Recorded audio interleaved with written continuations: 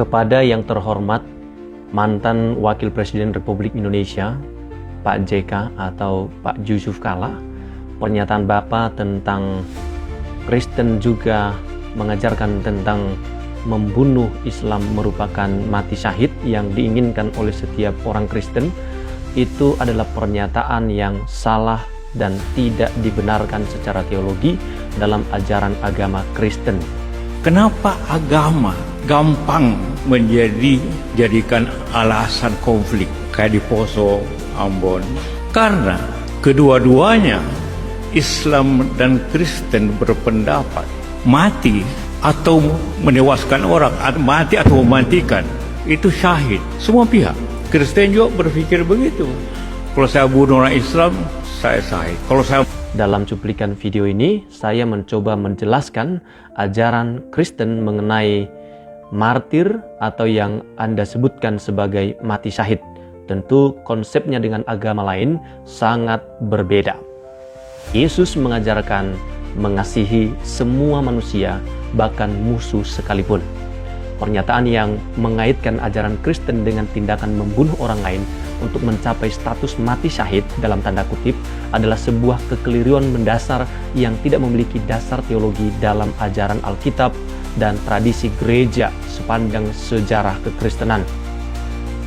Perlu membedakan yang pertama, konsep martir vs membunuh. Dalam iman Kristen, istilah yang sepadan dengan syahid adalah martir dari bahasa Yunani, yaitu martis yang berarti saksi. Definisinya sangat berbeda dengan narasi yang Anda sampaikan. Martir adalah korban, bukan pelaku. Seseorang yang disebut martir, ia dibunuh karena mempertahankan imannya kepada Yesus Kristus, bukan karena ia membunuh orang lain. Seorang martir lebih memilih mati daripada menyangkal keyakinannya. Tidak ada sejarah atau ajaran yang membenarkan atau memberikan gelar martir kepada seorang yang melakukan penyerangan atau pembunuhan demi mempertahankan agamanya. Tidak ada sama sekali. Kedua, perintah utama dalam Alkitab, kasih, bukan pedang. Inti dari seluruh ajaran Yesus Kristus adalah kasih. Yesus secara eksplisit melarang menggunakan kekerasan untuk membela diri, apalagi untuk menyebarkan agama. Mengasihi musuh itulah ajaran daripada Yesus. Yesus mengajarkan, kasihilah musuhmu dan berdoalah bagi mereka yang menganiaya kamu. Dalam Matius 5 ayat 44. Ini adalah standar tertinggi yang menghapus ruang bagi kebencian berbasis agama.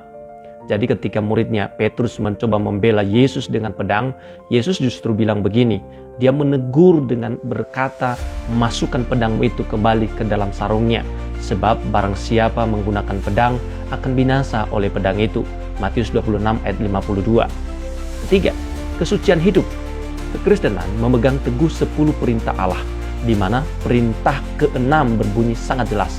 Jangan membunuh dalam Keluaran 20 ayat 13. Mencabut nyawa sesama manusia dengan dalil agama itu dianggap sebagai dosa berat dan pengingkaran terhadap cinta terhadap Allah yang ada pada setiap manusia. Allah mengasihi manusia karena manusia itu adalah ciptaan yang diciptakan serupa dan segambar dengan Dia, imago Dei. Keempat, teladan Yesus sebagai martir utama. Umat Kristen memandang Yesus Kristus sebagai teladan tertinggi.